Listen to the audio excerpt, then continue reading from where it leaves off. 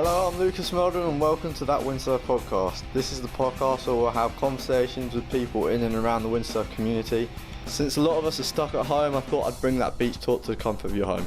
Each episode will have new guests and a general topic. This is a bit of an experiment for me, so any feedback and help will be much appreciated. If you don't know me, hello, I'm Lucas. I'm a pretty typical 19-year-old from Brighton, England, except I'm fully addicted to windsurfing. I compete in UK pro events, and like everyone, I'm trying to get better and better.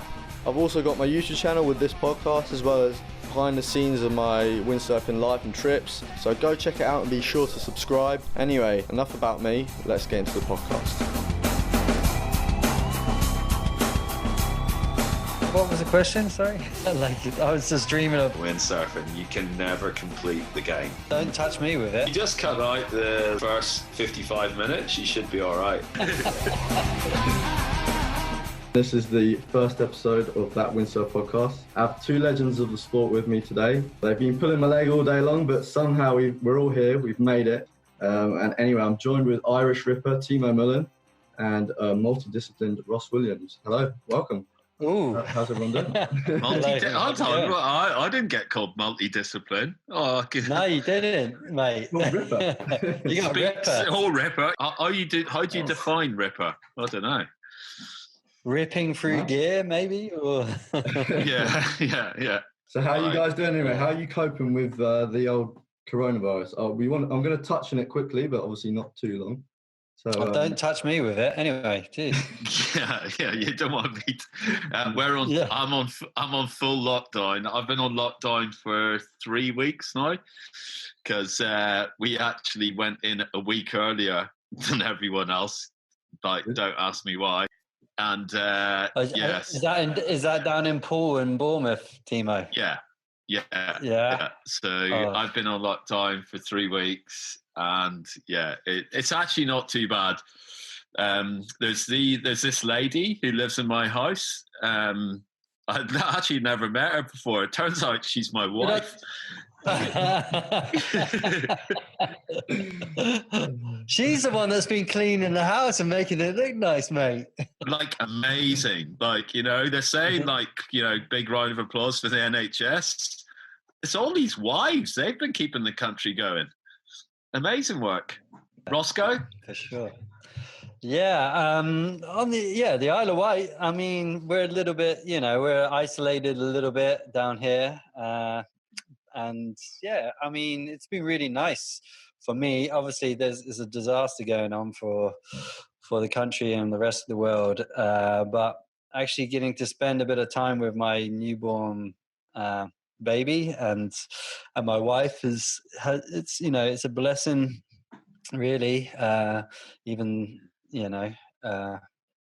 Yes, it's been really nice to spend some time at home and not have to rush off anywhere. But obviously, considering the circumstances, it's not all that great. But well, I've seen on social media too, you've had pretty strong views on staying at home, and it's been a bit tricky with the whole windsurfing and water sports aspect. There's been a lot of should you go, should you not go? I dug myself a bit of a hole by taking quite a strong stance on it because obviously after 2 weeks, all I want to do is go windsurfing and surfing, and we had quite a good run of South Coast swell there last week with beautiful weather. And actually, the windsurfing hasn't been so hard. It's actually just being out of the water, I think. And I think tomorrow's going to be a hard one because it's like wall-to-wall sunshine, strong east winds. But I think the overriding thing is just we're lucky it is winter in a way. I don't want to make it sound like anything's lucky about this, but it's not winter. Whatever conditions we get now are kind of like bonus conditions anyway, so there's people going through a lot worse stuff than we are by just missing a few sessions. So it's that unity, I think, more than anything. I don't actually think there's anything dangerous about going windsurfing or going for a surf, but I think it's just the image of it as well, of going out on the water and you know, it's being in this together, I guess, is the thing you want to get It's across. really, really tricky because, for me, I'm finding it really difficult because for some of the aspects of my job as a professional windsurfer, I've got things which I actually do need to get done. I've got wave sails that need to be finalized, tested to be put in production. I've got some wing foils and some wings that need to be tested. Hold on, I gotta write all struggled. this stuff down. I need to say this to the police when I'm going to the beach. So it is. It's a tricky one. So far, I've not gone in the water, and I've really, it's tricky. I hear like in Cornwall, like they're allowing people to go in surfing. I don't know if that's they're they're surfing every day in Cornwall.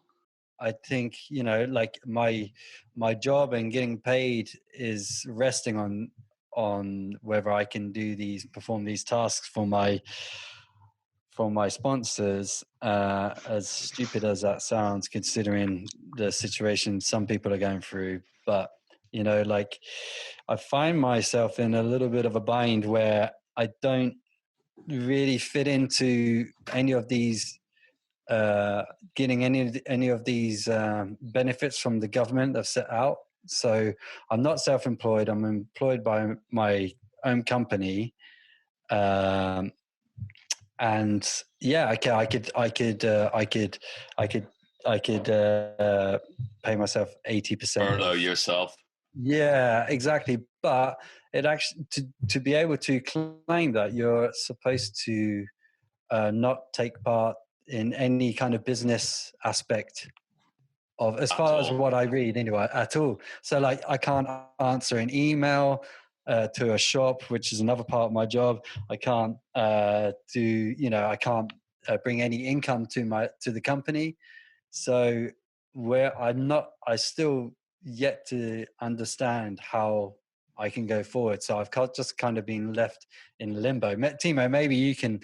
Maybe I'm exactly the same boat. I'm exactly the same boat. Like where does that leave us? So I'm actually, I'm sure Ross is the same.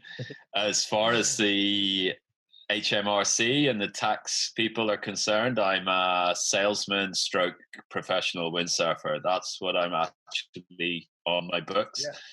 And so technically, I actually don't get any support from the government either. I fall outside of all the schemes. So essentially at the minute, I'm earning no money. So, which isn't great. So the only way I could earn money is to get out there.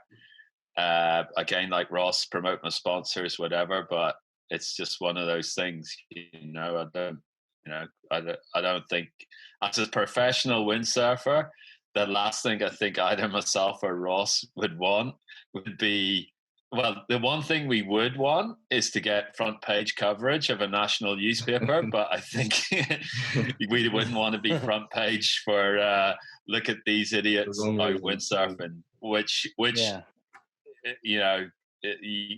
you could argue isn't fair on ourselves because we don't get any help from the government because of the situation, and therefore we can't do our jobs. But it is what it is, and we just got to hope that it's over soon and be positive. I think the key thing is be positive, and as you got two pretty positive guys on the podcast here who, like, I think that's in our DNA, is like to look forward, not back. So personally, I think the government needed to make either a stronger message. A stronger message in that what you can and can't do, because to see surfers surfing in Cornwall with no problems from the police whatsoever. The police are quite vocal about that. If you live close to the beach, which myself and Ross both do, that you can actually go surfing. Do you live sort of walking distance, or how would you guys? I can see it from just literally out my window. It's right down there. And actually tomorrow is going to be absolutely at your home spot. At my home spot. Like I could fully just, probably go down. I could walk down there. It's probably 500 meters away from me. I think the frustrating thing for myself is we're literally seeing the Tour de France go past our house every single, like, you look out the window every 5 minutes. Yeah, it's like Tour de France, Tour de France, Tour de France, and like it's never been like that. So it's suddenly, all the cyclists and people who probably have never cycled are suddenly now cycling. More dangerous I feel cycling is compared to going out in the water. It's a lot softer hitting the water than it is hitting concrete. I don't know if anyone else has noticed, maybe not so much in the Isle of Wight, but there is people just going like hell for leather in their cars on the road at the minute because the roads are empty, like it's a racetrack. So the last place I'd want to be is on a bike. Yeah. I went paddleboarding about 2 weeks ago, and I can cycle to the storage on the beach, and the cycling was far more dangerous than the actual paddleboarding. Yeah, exactly. It's a tricky situation that we're in. Tell you what, I'm actually noticing now what maybe some of my friends have go through with. I know, Ross, your wife's pretty understanding because it's your job. Likewise with my wife. But my friends are always going like, how'd you get away with it? Like, you just always get to go windsurfing. And now I see it more from their eyes, is that not being able to go is... when it's on is like, that's hard. I've never had that in my life ever. So. I doubt my wife will ever experience that feeling of, God, she's missing a day of windsurfing. But I can, like maybe a day of shopping and blasting the credit card.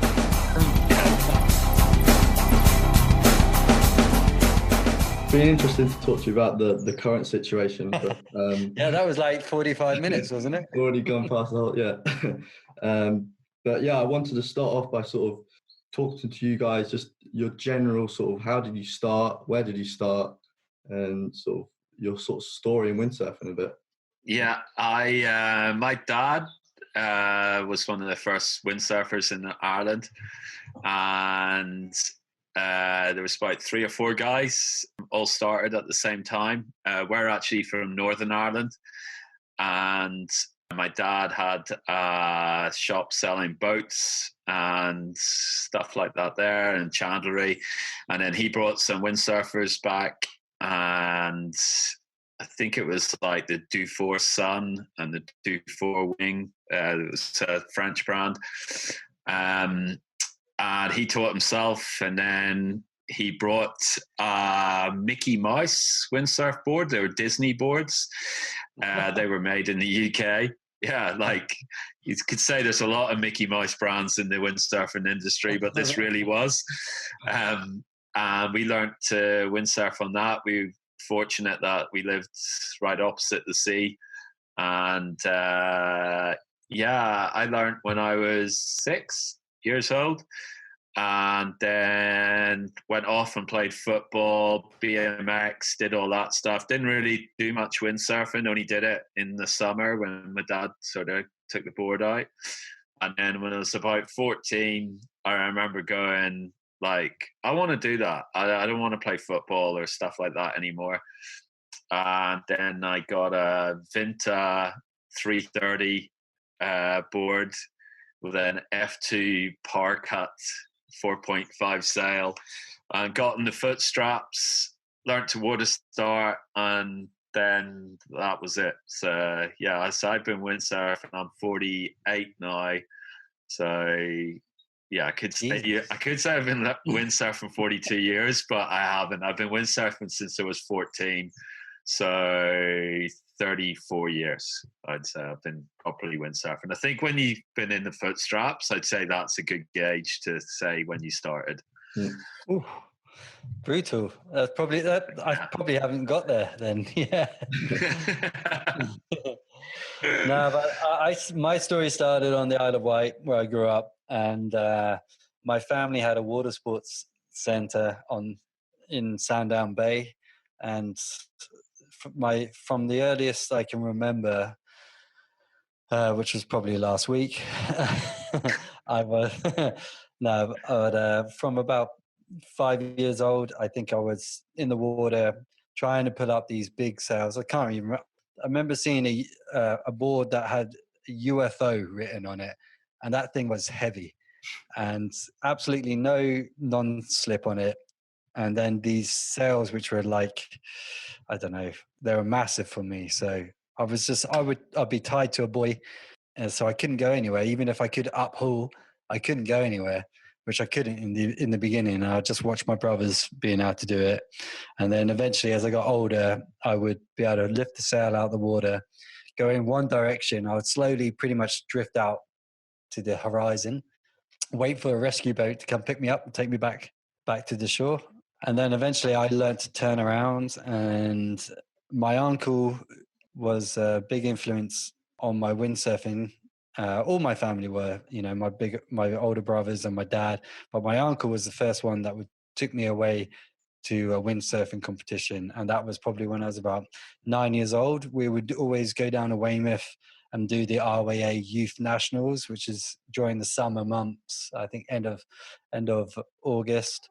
And so a group of us on the Isle of Wight would go down with my uncle, and he would take us to the Youth Nationals. And that would be our yearly event to do.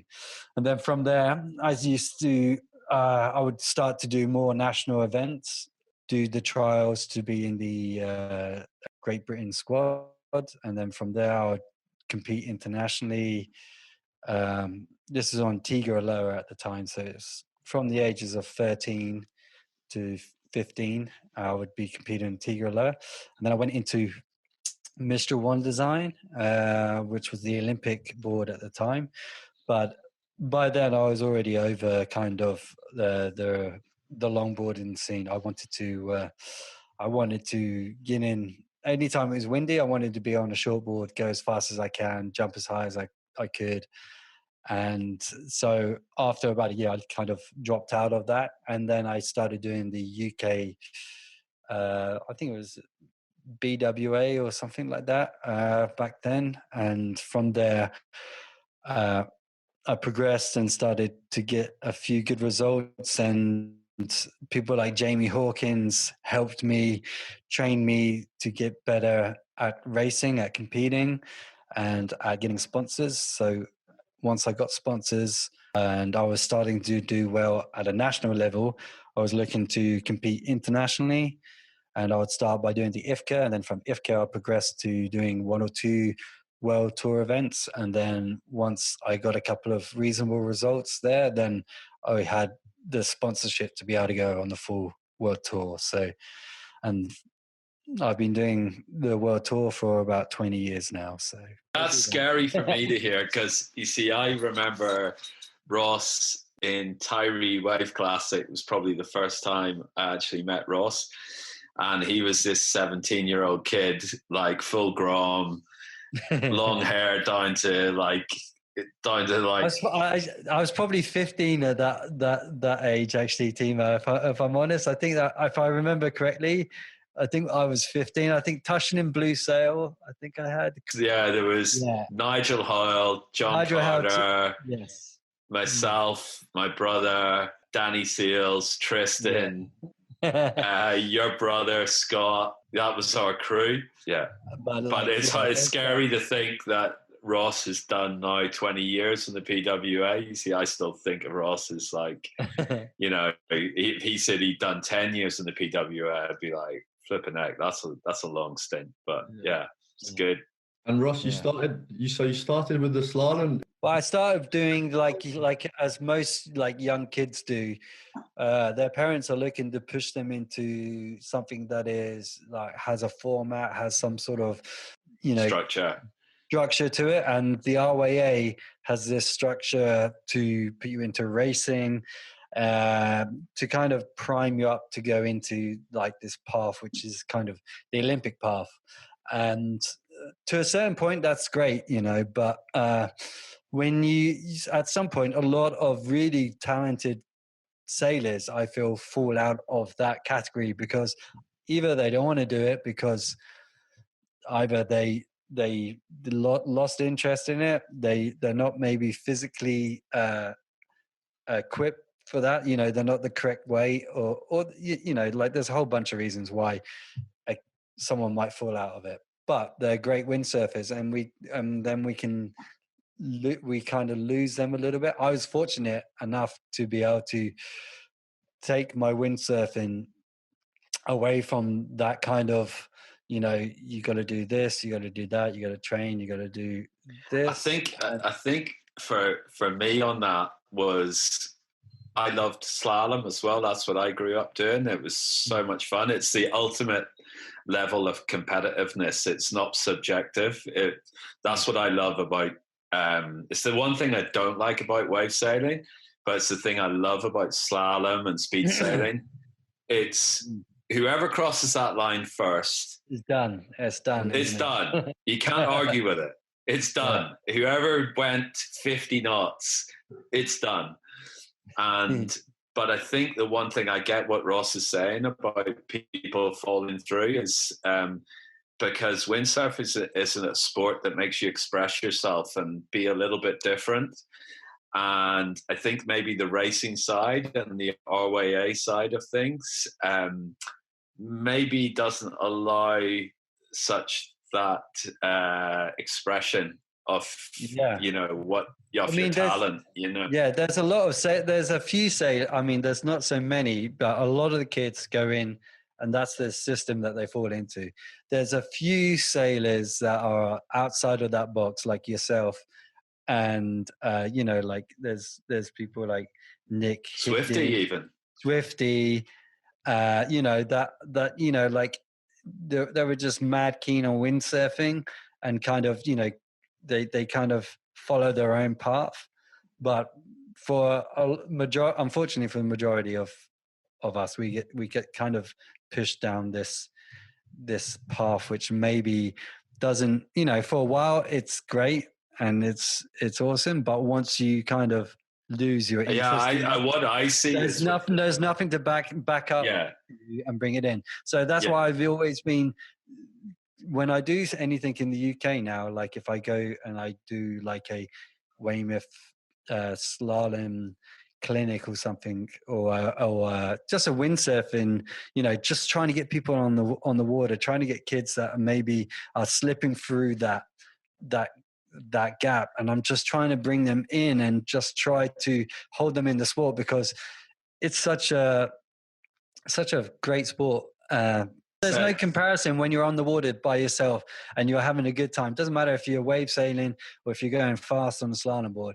That thrill that you get, you're like playing your favorite song in your head. You're like just having I always say it's when I hear of people dropping out of windsurfing, like you get older guys do it when they have kids and they go, I'm just going to take a break.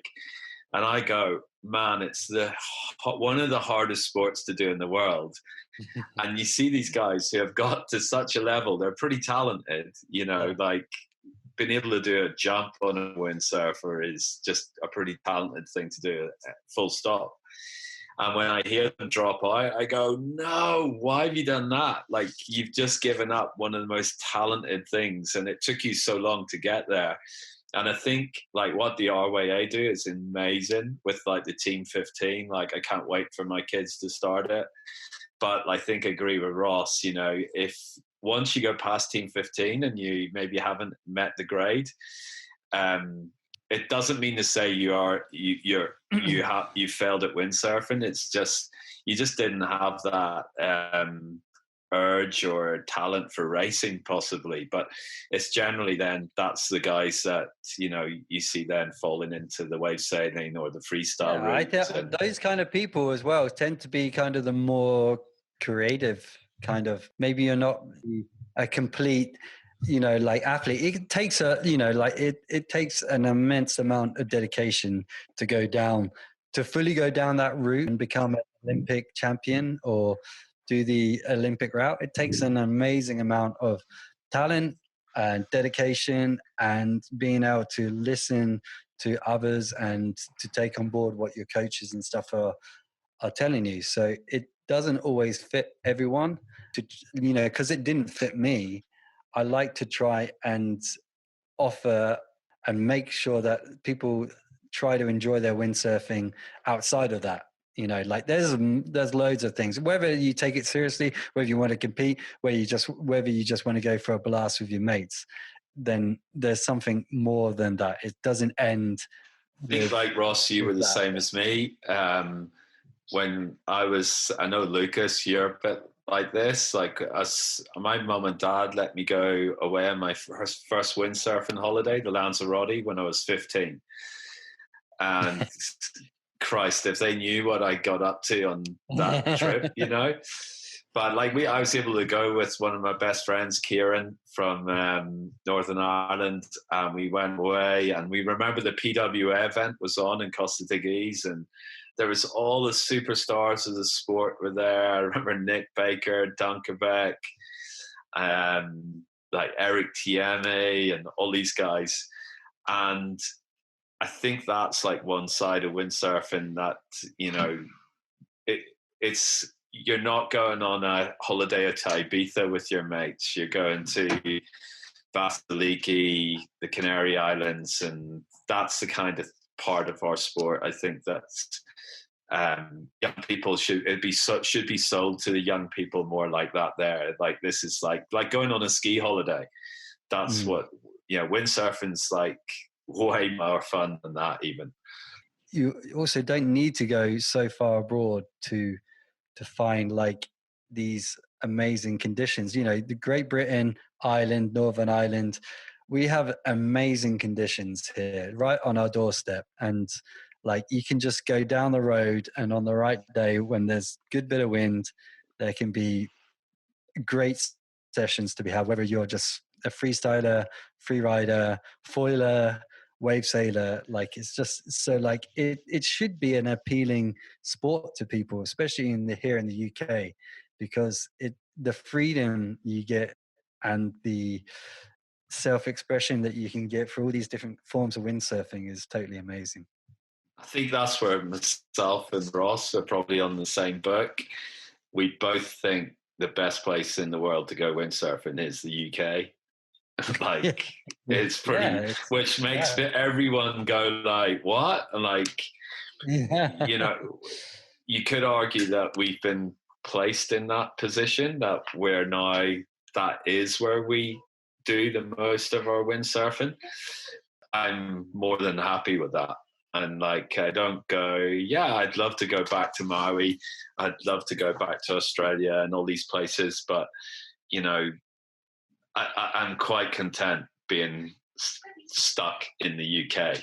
I think I'm more like I can be in Maui or South Africa or Chile or somewhere like that. And if I know that my home spot is firing, I think I'm more annoyed about that and missing that than I am like if I hear, Maui was insane, Jaws was breaking, like I'm more annoyed when I miss if I know that there's a good tide, there's a good bit of wind, there's a good bit of waves at my local spot, and I missed it, I'm gutted. You can't beat can you? I think it's like, when you know a spot so well, when you sailed it so many times, it's like that's the place where you can have the most fun. And when your spot goes off, then and you're not there, then it's definitely, I'd agree, it's the worst. Yeah, you get. I mean, like having your local spot. Yeah, you kind of you know that spot. You're comfortable there, and I think like you're able to push yourself maybe a little bit more because you know it so well. You know how the wave's going to break, so you're able to maybe without having, because I sail quite often alone on the island, and most of the time if you're sailing alone in a spot where conditions are pretty full on, you tend to sail a bit safe. But I think just because it's my local spot and I've sailed it a million times, like it doesn't matter how big or how kind of gnarly or like kind of unappealing it is to be in the water. It just, you're like, yep, I know this so well. I know the wave's going to break like that. So I'm just still going to push myself right to. I tell you what, when Ross says that about knowing your local spot, and you literally don't care how big it gets at your local spot. It could be, if it was possible, if it could be triple mast high, you'd be like, oh, sick. It's like my spot. But I always try and, like, when I go to somewhere new, and I'm always intimidated when I sail new spots. I will always be like, oh my God, it's massive. And it's probably not that big, but I look at them and go like, oh, what could happen here? I could get trashed on the reef. I could go in the rocks. And I always try to put in my headspace, imagine it was just a day at your local spot. You wouldn't even be any of these thoughts going through your head. Every time I go to a new spot where it's firing, and I was in France recently this winter with Thomas Traversa, and it was huge. It was like one of these spots at Traversa. It was like, I saw that. That looked insane. Yeah, it was. He just tears the bag out of it. Yeah, he's tearing the bag out of it. I guess it is his local spot, but I felt so bad. Like, I was awful. Like, and I just couldn't get into it. I still windsurfed. I caught some good waves, but I heard that it. like you drove like all through the night to get to that spot. With like JC told me like that you drove all through the night to get to that spot to rig up and go out the next day. And it's a difficult one. Like I think like as you do get a little bit older, and you take less risks, and you just want to. I much prefer to be sailing slightly smaller waves and to be doing clean lines and stuff than rather like throwing myself in at like a massive spot, which maybe if it was my local spot I'd feel comfortable, but like and not be able to fully kind of get into the groove. I totally agree. Agree. I'd far rather sail a spot I can relax and push. I think there was a time that we were maybe chasing that, and we'd be happy to do that, and like for sure, like it's like there's people like Thomas thrive on that. There's something about like once you know how to sail a spot and you can sail it good, it's like it's watching an art form. I mean, it's like watching Thomas sailing that spot in France, or you watch like Brazinho sailing Jaws now.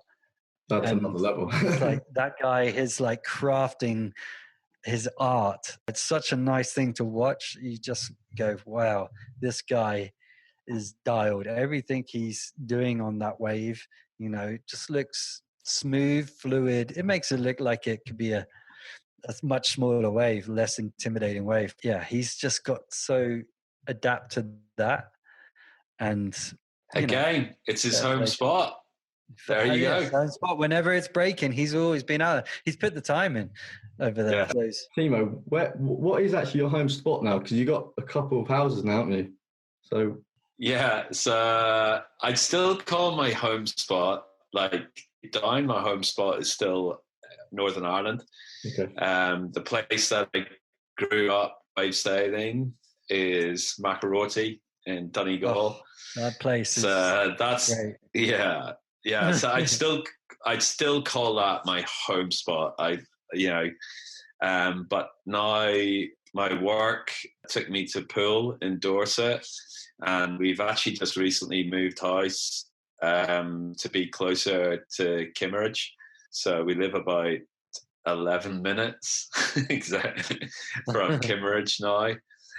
And then 8 years ago, I had an opportunity to invest in some land in Cornwall, in Gwydion.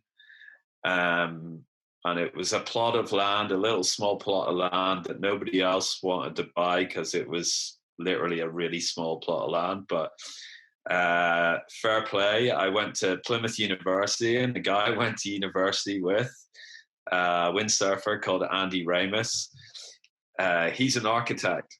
And I remember meeting him at the beach in Cornwall. And I was like, hey, Andy, like, you still doing architecture? And like, bearing in mind, I hadn't seen this guy since university. So like 20 years.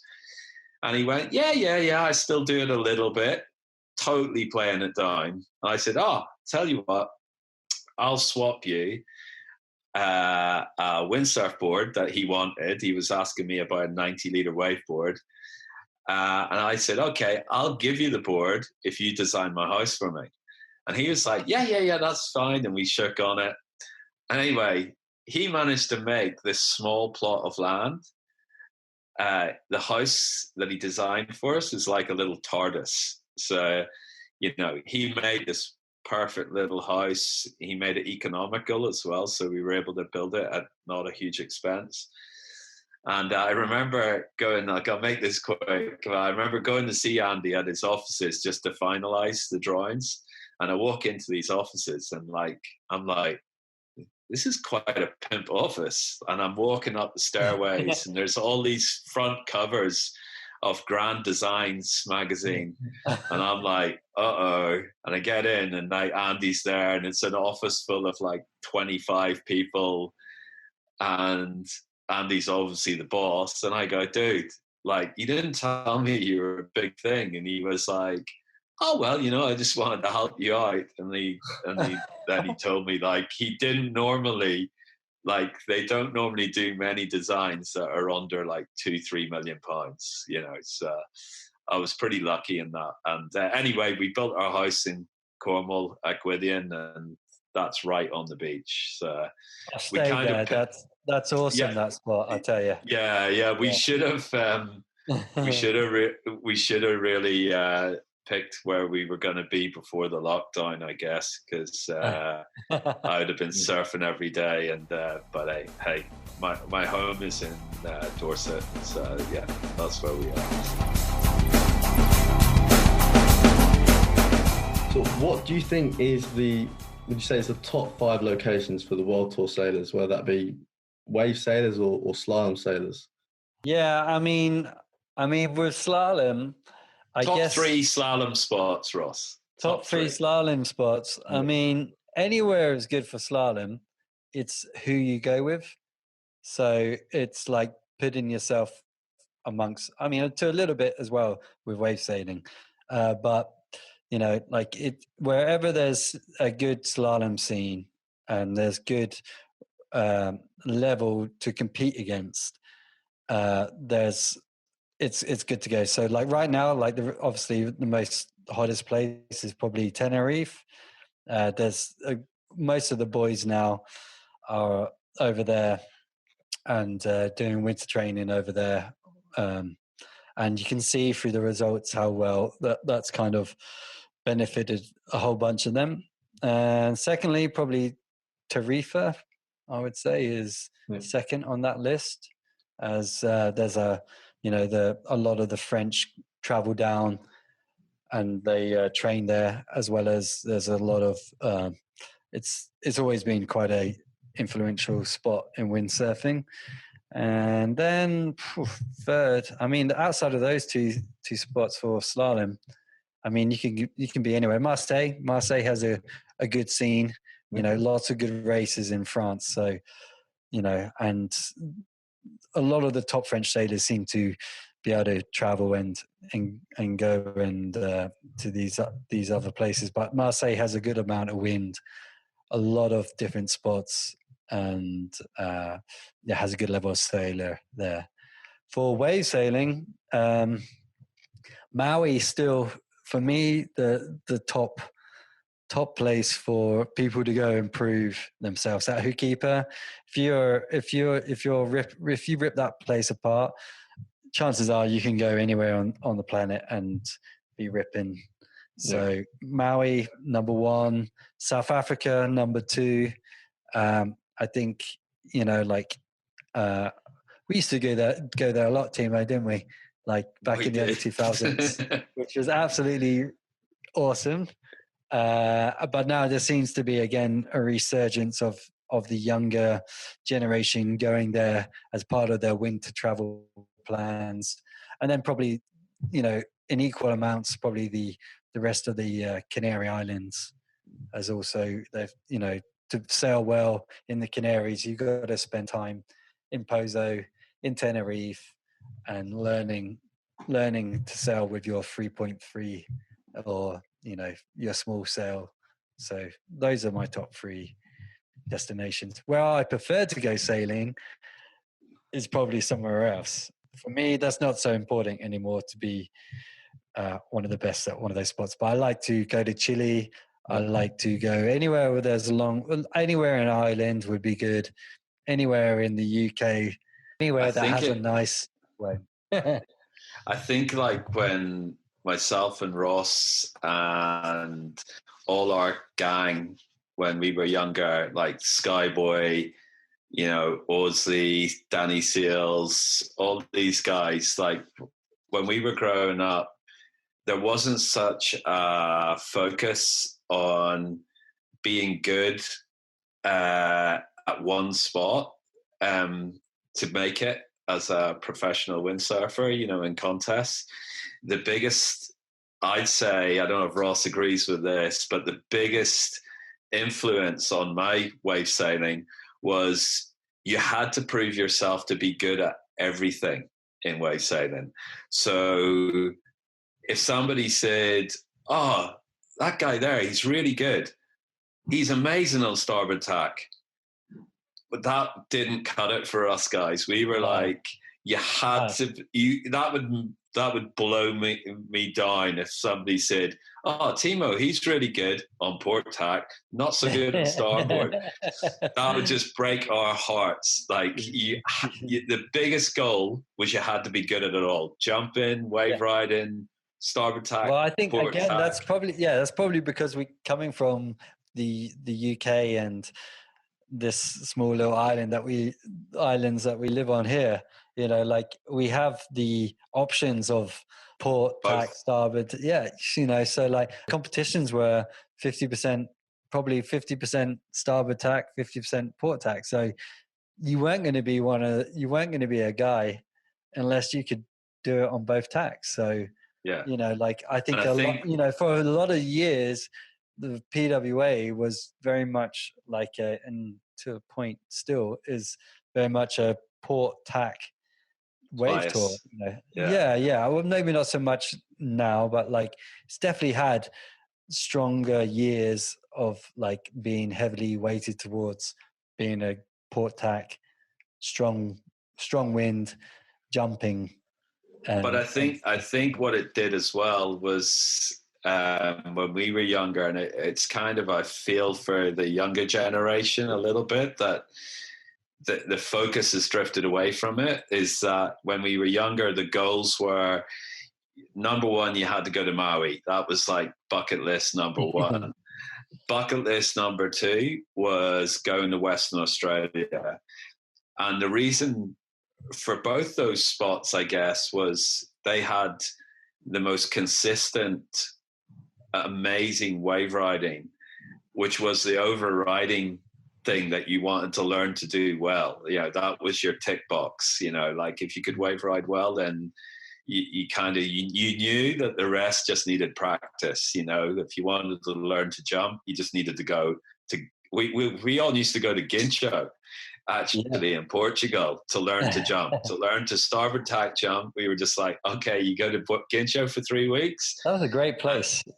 Like it would be awesome to see the world tour go back somewhere like that, Guincho.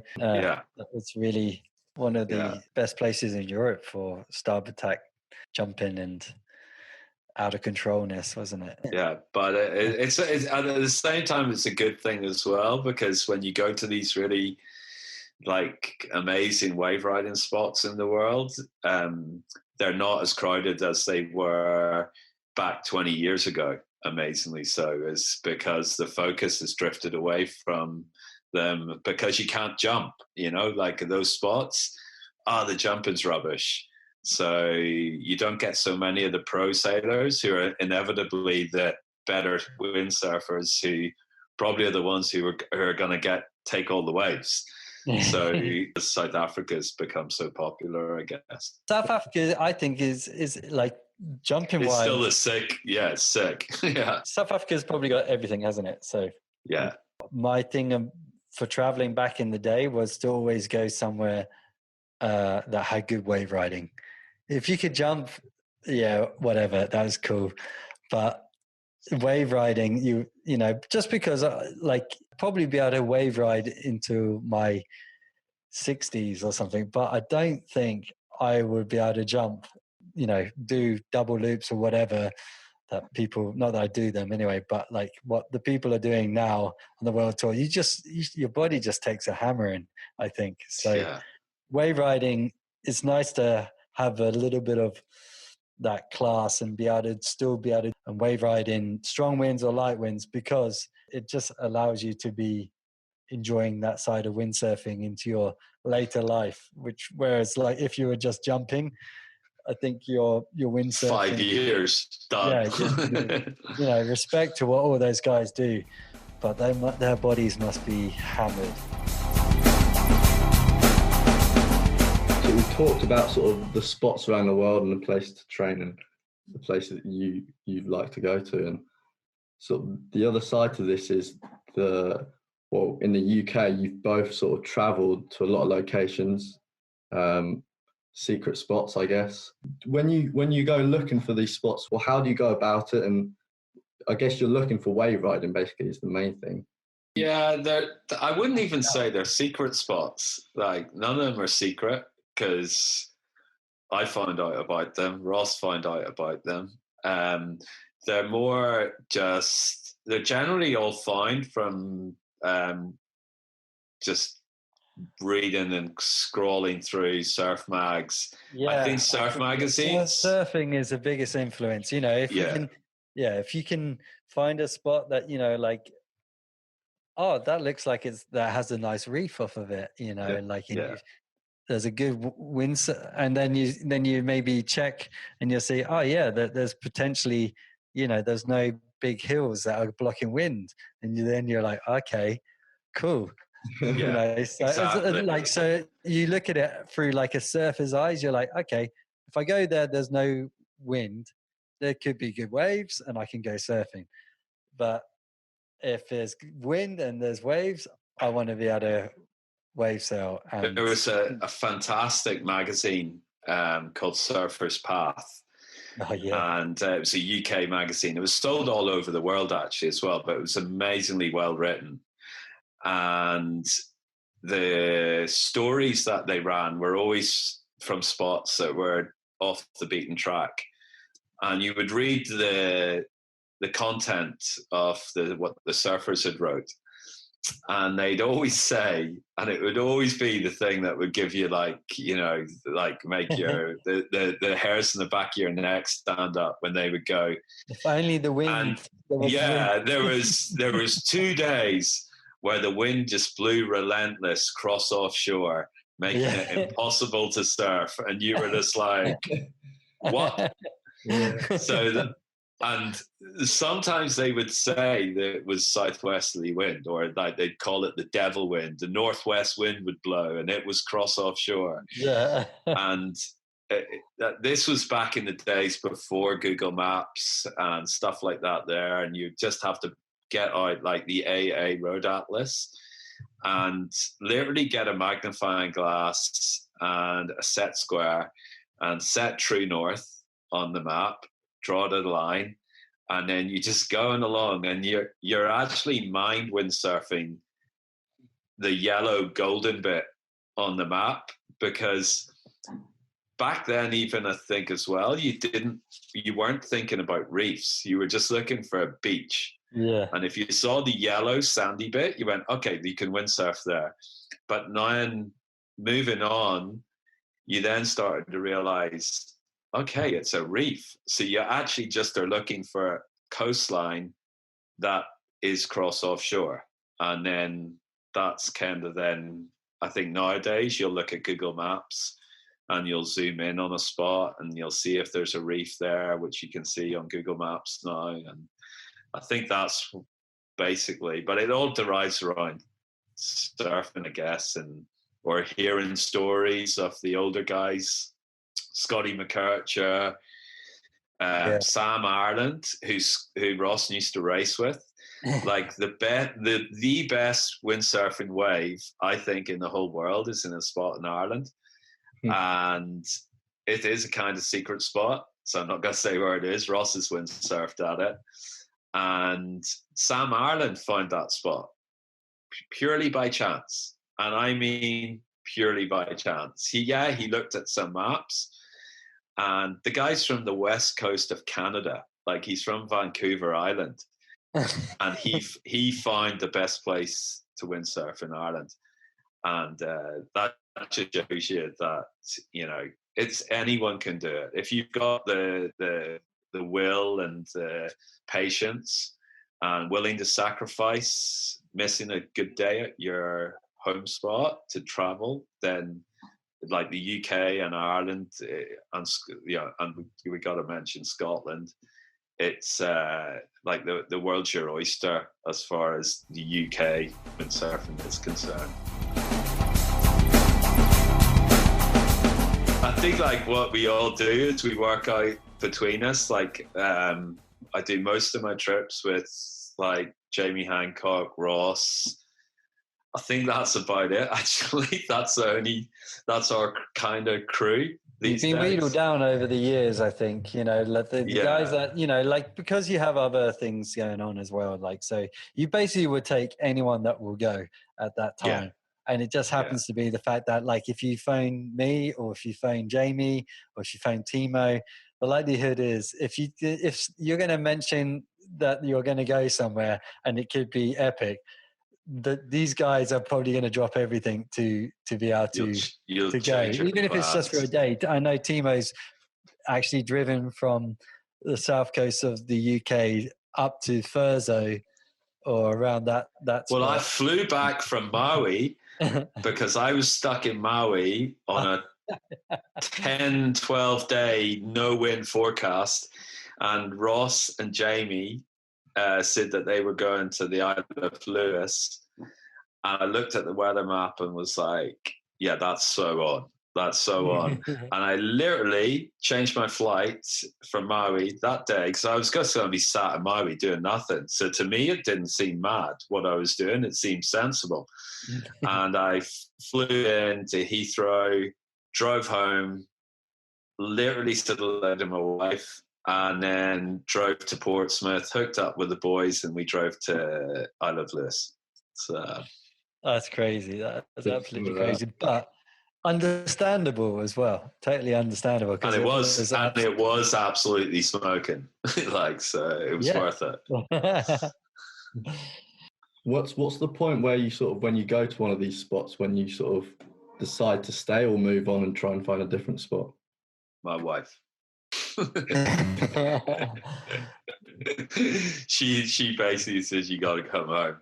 There's about 3 spots I know off the top of my head that I know work. I know exactly when they work, but they work at the same time as lots of other good spots in Ireland. So again, you're having to drag yourself away and maybe not score it. And I think as you get older, your time is more, don't you? Yeah, you go for the dead. I could risk the whole day and go to this spot that maybe is going to be working, or I can go to my guaranteed, and it's going to be good. So it's that's really difficult. I mean, like, I think, when do you choose to take that risk with that spot? I think, like, it depends on how much you've windsurfed in the weeks leading up to it. I think if you had a good run, if you had a good run of sailing, and it maybe you would risk it the good spot, Yeah, yeah. And actually, this winter, I'd say, was the winter to have done that. I know there was a few spots in Ireland we windsurfed this year that normally you would have wanted to, but you haven't had such consistent conditions. But this year we got a lot of good consistent days that you actually were able to go, do you know what? I'll sacrifice a couple hours just to try these new spots out. Is there one spot you haven't gone to yet that you still sort of want us to figure out, want to try out? What, the UK or? In the UK or the world? For me, I haven't been to Nalu, and I think I would love to go to Nalu. At some point, that's on my bucket list. Nalu or Cloudbreak, somewhere like that. In the UK, there's a whole bunch of them, but I'll just wait until the timing's right and I'll hit those up. Yeah, me, I'm like, I've been in Norleys. Like, I know Ross will just literally, I don't think Ross would ever leave there. He's a goofy foot surfer. You can surf every morning and then you just windsurf until you collapse in the evening, and that's all you do: eat, sleep, repeat. But I don't know. I can't actually. I'd love to have gone to New Zealand. I think that's one of the spots I wish I'd got to go to. But I think you need lots of time to go there. Like, you need 3 or 4 weeks, because anyone I know that's gone there, it's just like a warmer version of Ireland. But in the UK, it would be, I'd say, just lots of spots in Ireland. There's even heaps of spots in Cornwall that are still definitely on. And then Scotland's just another world, I think if I could do it all again, I would have not spent any of the money on traveling abroad, and I would have bought a jet ski and tried to have got more into that, like using the jet ski. Because I look at what Thomas and Pierre are doing now with their ski, and it just opens up a whole world, a whole different... Are you saying that we need to buy a ski, Timo? Who do I know who has a ski? I don't, actually. I don't have a ski anymore, no. I don't. Yeah, but I think now with foiling, like surf foiling, and having a jet ski, and just being able to have, and again, going back to what we said earlier, if you're confident, having a jet ski sitting in a channel at any break, where it be like logo high or double mast high, it's going to encourage you to go for it more, because your friend can just come in, pull you out, take you back to where your car's parked, grab another mast and get back out there again, and let you drive yourself to the hospital whilst he goes. Yeah. Yeah, you okay? All right, fine. Yeah, no worries. Yeah. So, but yeah, there's still heaps of spots to go and windsurf, and I think that's the great thing again about windsurfing. It's I was reading article about golfer, actually, a sport that I'm not a huge fan of, but it's still a sport. And the guy was obviously a very passionate and competitive, famous golfer. And he said the thing that he loves the most about golf is that he can never win it. He can never beat the game, Yeah. And I think that's the same with windsurfing. You can never complete the game. It's like the game that will always beat you. So there's not one like Brasinho or Philip Coster cannot sit, no matter how many world titles they'll win, they'll never be able to sit on their seat and they go, so did you win it? Did you win that whole sport? And they'll go, no, I haven't. Because I think like that, like you're always chasing that feeling of like something that that feeling of doing a nice, like just a memorable carve in the wave, you know, something about it just feels so nice and like and you always know you could have done it better. Yeah, you're like, I wish I could have done it. Oh, I could have pushed a little harder. I could have jumped a little higher. I could have risked a little more. So it just always brings you back and to going back out again. And just. When can we go windsurfing again? Yeah, I'm dying now. I'm absolutely dying for windsurfing. Finish off, I'll sort of come up with a quick fire round of questions which you can have a one-word answer, or you can explain a little bit how you want. I think you're looking for a one-word answer now, aren't you? You like wrap it up. We could do that. Yeah. All right. Okay. Favorite windsurfer is the first one. Oh, Timo. Oh, that's a tough one. Francisco Goya. Okay. Like, yeah, I mean, Policao back in the day, Brasinho now, I'd say. Good choice. Good choice. If you could have a superpower, what would that be? COVID-19 immunity power. Yeah. Superpower, not to sound cheesy, but superpower with the half an eyes to make all this awfulness in the world go away, for sure. Yeah, but only so you can go windsurfing again. Yeah. For sure. There's a double-edged sword on that one. Yeah. I'll go with that one as well. Yeah, for sure. Favorite windsurf movie? I'd say I'm going 3. I'm sorry.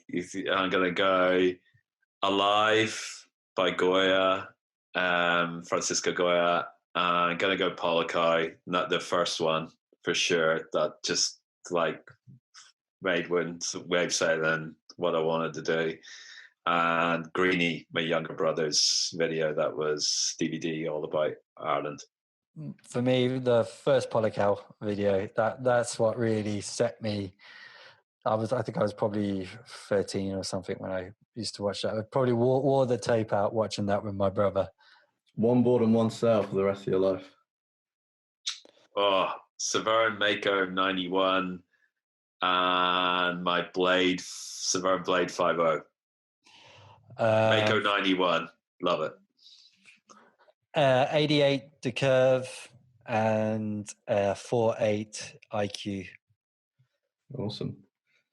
All right, let's finish off. So you can either have your life motto or what motivates you the most? Life motto, first out, last in. And what motivates me, positive people motivate me. Love positive people. Yeah, motto to live by. I don't know if I've got a motto to live by. I don't know, just understanding is better than confrontation. And like that. Shine a light on, make someone happy each day, I think. Like, good one. Whether it's like a member of your family, do something positive for someone else, you know, each day. Like whether it's your family member or someone you randomly ask you a question on the street, then try to be nice to them and understanding. Awesome. And treat yourself. Yeah. Most important. Well, that was a great first episode. I'll be editing that away soon. First episode of like the trilogy. The trilogy. Hopefully, it's a trilogy. I'm gonna do a random plug now, Lucas. If anyone does want to go wave sailing to any of these epic spots, once we get through these bad times, I will be hosting trips to the likes of West Coast of Ireland, Northwest Ireland, Cornwall, Isle of Lewis, Thurso. Oh, sign me up, mate. I'll come. So yeah. So keep up on my Instagram, and you'll see details of all that coming. Oh, okay, I will. Nice one. That's been Timo Mullen, Ross Williams, and me, Lucas Mullen. Thank you very much. And yeah, that was awesome. Cheers, boys. Thanks, bye.